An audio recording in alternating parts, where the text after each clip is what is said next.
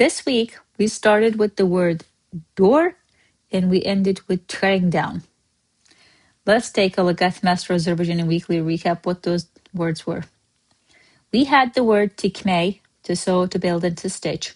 We had the word, like I said, sökmək, to disassemble, tear down, and unpick. We had the word döşəmə for floor and flooring and pavement.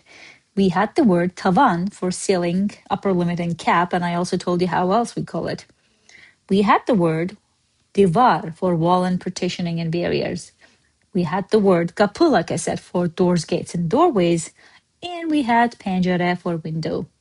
Don't forget to check the song Pəncərə. Now, we cannot go past by without mentioning the dad joke uses. So let's get through it. If opportunity doesn't knock, it forgot the qapı.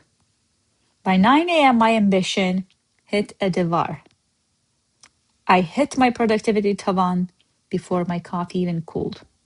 Opened the Pəncərə, invited the whole city inside. My cat thinks Döşəmə is a drum set at 3 a.m. Quiz time. Which word also means ceiling?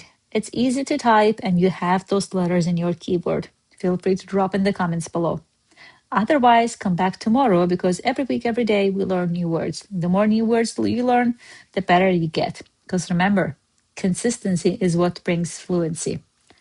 Otherwise, I also have Master Azerbaijani app built for you to help you learn it better. And the foundations are totally free, available to be downloaded in App Store and Google Store. I also have masterazerbaijani.com for you since 2025, where you can learn cultural and historical aspects of the language and much more. Otherwise, I'll see you tomorrow. Cheers.